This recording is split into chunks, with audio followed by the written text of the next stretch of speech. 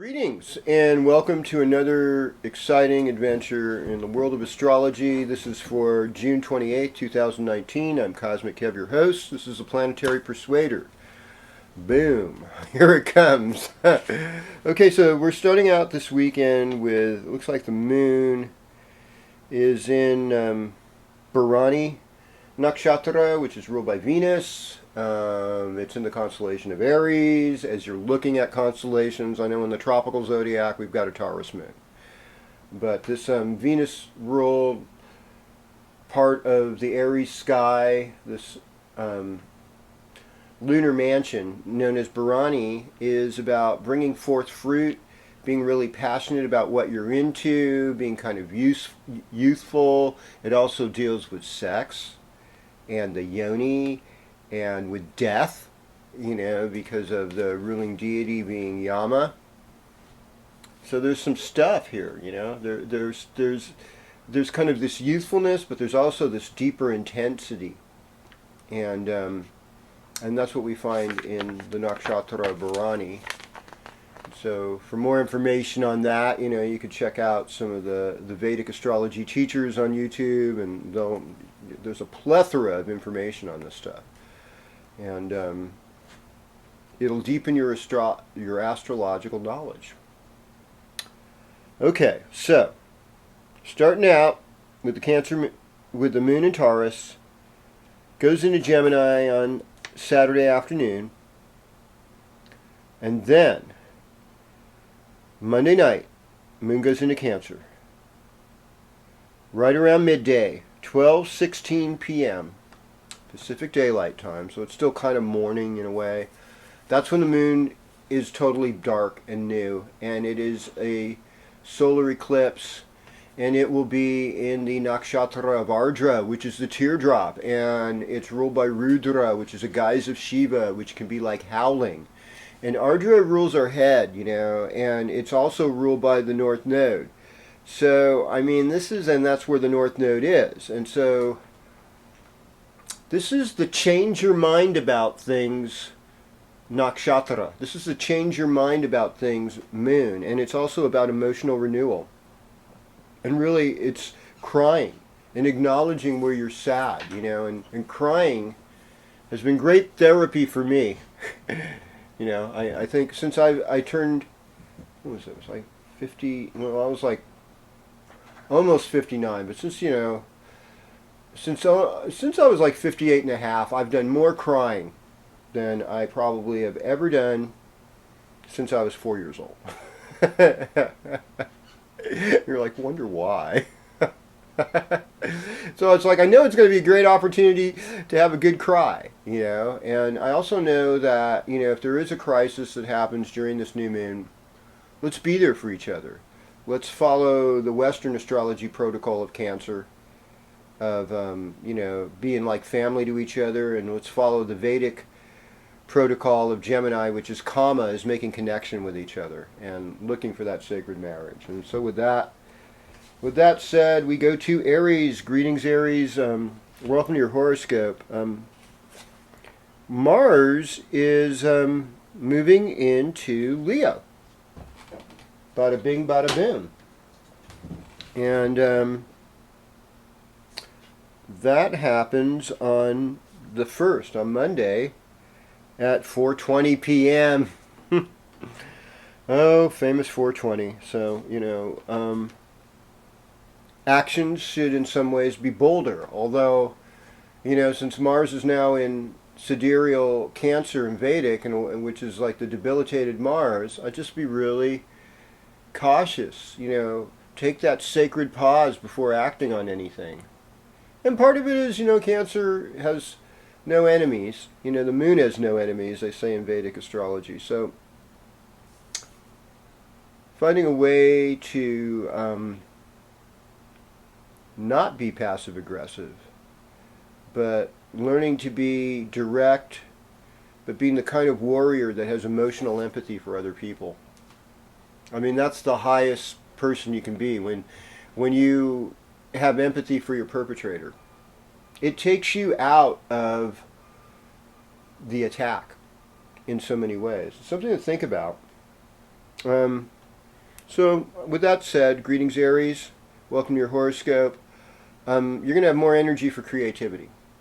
You're this new moon, there's still this whole stellium in your fourth house. So with all this stuff going down, and you're gonna really be in a place of memory, sentiment, feeling, wanting to be close to your parents, particularly your mother, more than likely, and just pouring it on with sentimentality. Try not to drink too much; that might make it worse. You've got career plans, you've got abilities, but you've got these obstacles and differences of opinion to deal with while you're negotiating that. I mean, you feel like you could use a good vacation. I'm sure you do. Who couldn't?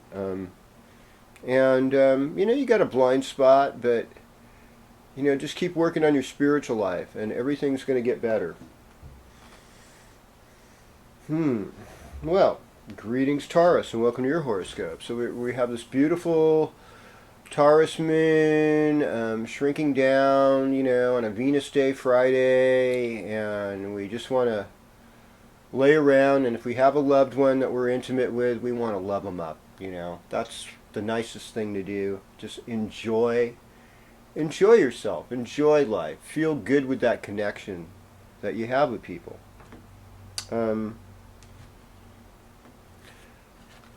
Venus is going to move into Cancer this week, and that happens on Wednesday morning. So you're more interested in friends, you're more curious, you're a little bit more flirtatious, a little less, you're done with just feeding your face to make up for lack of love, if that's what you're going through. You're like, oh yeah, wait a second, there's people out there I want to connect with, and so you're gonna be making more connection. And with this new moon, that's really going to be where it's at. It's going to be siblings, especially if you have younger siblings and people you grew up with.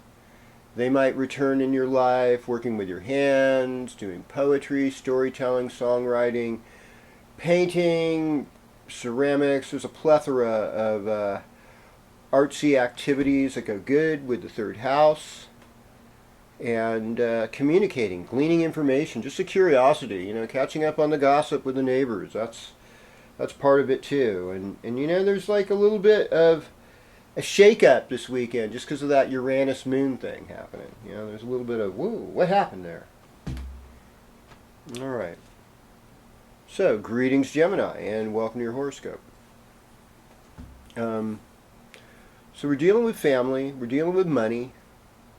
We're dealing with our mouth, our throat, our shoulders, maybe not so much the shoulders, but our face, Even getting a new pair of glasses, that could happen too with the second house transit. And so you're looking at things differently, and you're wanting to express more value. And this new moon is all about creating economic wealth, reconnecting with your values, reconnecting with your family, reconnecting with your voice, finding your voice, expressing yourself, bringing that further. We've got Mercury there too. Mercury's going to go retrograde next week. So, if you got to make purchases for any technology or anything, do it now or wait, several weeks because there's going to, Mercury's going to do her dance, she's going to do her thing, or he's going to do her thing. I always think of Mercury as kind of gender neutral, It, ze, they, Mercury. Well, whatever works for you, makes it better. And we want you working. We want you feeling good. We want you loving yourself. Mars in the third house. Mars loves the third house. So, there's a chance of adventure locally. and you're building up courage. And this weekend, Saturday afternoon on through part of Monday is going to be Gemini moon. So you're up there, you're out there, you're doing it, you're loving it. Well, greetings, Cancer. Welcome to your horoscope. I mean, this week everything is coming up Cancer. So Cancer's in leadership. Cancer's doing what they do best. I'm trying to think of famous Cancers. I mean, the one that seems to come to my mind, though, all of a sudden is Ron Kovac, who was, disabled in the Vietnam War and became a heavy-duty peace advocate and anti-war protester. On a ground level, dealt with war, came out with the reality, this is what it's like. Movies like All's Quiet on the Western Front, or book, it was actually a book before that showed the tragedy of war from what was basically, to the Allies or whatever, the enemy's point of view. And it was like, it really shows you the enemy's not different from us. We're all getting manipulated towards the same thing. So, this also offers us that opportunity to think of each other as family, as together, not as enemies. And so we've got this new moon in Cancer, in the constellation of Gemini, in the Ardra Nakshatra. It's an eclipse. Things happen, folks. And this is a pretty, those winds can whip around, in Rudra. And, here on the West Coast, I mean, Western Canada and United States, there's been fires already. And we're really concerned for the well-being of our brothers and sisters. And, there's already been intense heat in India earlier this year. I mean, all these things happening that are not what they used to be. And so that new normal. And, we're learning to be comfortable with these changes. But they may not all be done just by nature. And so relationship is important right now, even if they're tough relationships. Do what you can to facilitate negotiation, love, and less blame, more gain. All right. Hello, Leo. Welcome to your horoscope. So you kind of get empowered this week to some extent. You've got Mercury and then Mars moving into your first house. So it's like, okay, I feel like I'm ready to do things. But there's still this, like, all these planets in Cancer, especially with the new moon and the eclipse coming, and that could be part of your own undoing. And so pay attention to your dreams, get yourself out in nature, be in places where you can't do a lot of harm to yourself or others. That would be like my first recommendation. And you're working on health issues. You're working on being more aware of your shadow side, and you're having fun with your children. There's a love you have for your offspring. That works for you. That's bringing you together. That's making things better.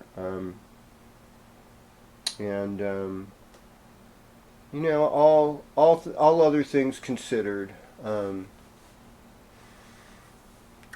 I know that as you just show faith, even in times of loss, you keep moving things forward. You keep moving things to a better side for yourself and others. And that's all anybody could ask for.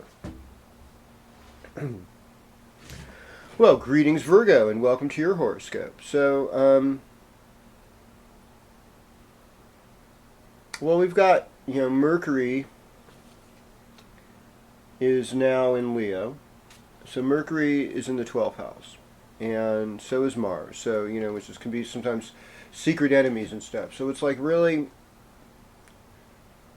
I find like Mars in the 12th is like activate prayer, activate protection on yourself, activate a peaceful world of imagination. Mercury in the 12th, look at symbols.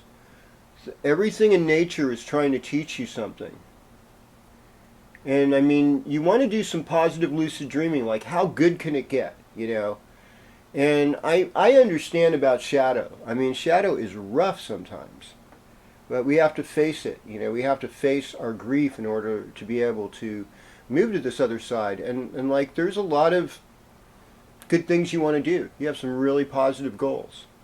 And it's also good to call on the help of your ancestors, especially with your children, your grandchildren. So yeah, I want to move this all forward in a good way. And you're looking for that spiritual relationship. It's so hard to define. Because I mean, face it, for Virgos, Virgo rising, love can be like a drug. It's like, oh man, I feel so high. I'm so glad I'm in it. Until you're out of it. Then it's like, oh, I'm so sad. Greetings, Libra. Welcome to your horoscope. You're never sad, right? Well, yeah, a little bit. You love love a lot. And all these planets in Cancer, it's about taking responsibility, showing the public what you're made of, and you have good opportunities here. You have opportunities to shine with your own leadership, and you can't really take that for granted. And you're having more social opportunities are starting to come up for you too. So that happens this week. You might hit the road on Saturday as the moon is transiting your ninth house. Maybe you want to be away for the eclipse. I'm not sure. And I don't know. I don't think it's going to be total, but somewhere in the world it's going to be fairly visible. I imagine in the south of the equator, perhaps. But in the meantime, keep working it, keep rocking it. You've got a good message. Your mind is working, it's thinking good, and you've got a lot to share.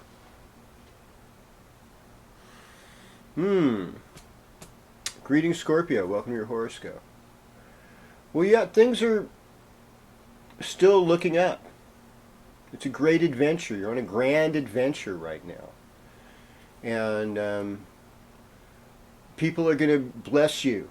You're going to get this extra little blessing this week. You're also going to be able to reconnect with your own leadership. Like, you're going to think to yourself, oh my gosh, I'm okay. I really can do things. The things I like to do are of value to other people. I can be a good teacher. I can be a good leader. I can show that I'm moving from my heart in a compassionate way.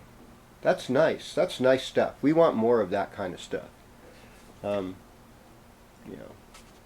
And I think that the fact that Venus goes out of the 8th house, it's like you're less in that place of lust, and you're more like, hey, I want that spiritual relationship where everybody feels uplifted, and it's like an adventure. I've never been with somebody like this. That is a nice feeling. Well, greetings, Sagittarius. Welcome to your horoscope. Good news is Jupiter's in your first house, retrograde. The tougher news is that this new moon is in your 8th house. So I mean, there's a lot of energy with other people's property, other people's abilities, maybe things involving your spouse, maybe things involving death, sex, other people's property, the occult, the mysteries of life. And so in this new moon solar eclipse, some of these mysteries of life will be revealed, and you'll recognize them, and hopefully be able to do something positive with them. It's going to bring things full circle around. Mars and Mercury now in your 9th house. You're ready for travel. You're ready for adventure. You're ready for more enlightened information. You're able to study philosophy, other languages with more fluidity and better understanding.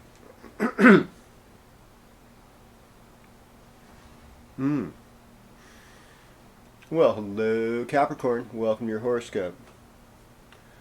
So, I mean, this new moon solar eclipse directly affects your relationship. Oh. How can we make things better?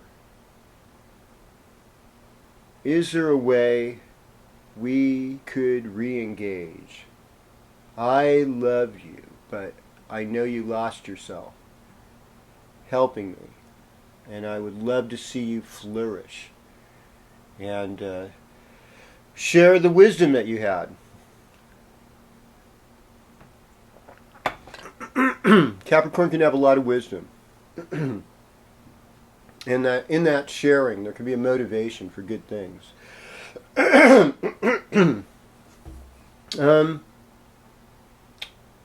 Working on health issues. Making yourself look better. And then the relationships get better because Venus, moves into Cancer, moves into your 7th house. You're more of a sweetheart. You're more engaged. Things are working out in ways you want them to work out. And may this be an ending of the sorrow. I mean, with this new moon, and it is associated with wailing and crying, may that good cry lead to a good healing. Because that's really what we want for ourselves. We want a good healing in our life. Maybe you have enough distance now that you can accept that. So things move slow, and right now it's also good to just pay attention to your spiritual life. Like your dreams, they're illuminating things to you. Things can get better. And I know with good people like you, they are going to get better. Well, hello Aquarius, and welcome to your horoscope. In the mood for positive change, it's coming. It's coming. You're ready to negotiate. I mean, some people are going to call you on your stuff, but it's okay. You're calm. You're like, you know what? I imagine it's hard for you to feel that way, or it's hard for you to think in those terms. It might be, what are you asking for so that your life can be better? And once we get to that place, we're really concerned about what other people want. And we're really honest about what our feelings are. And that's really different than our thoughts, okay? I'm not saying that thoughts don't affect feelings, but when we're honest about, I feel sad or anxious or lonely, and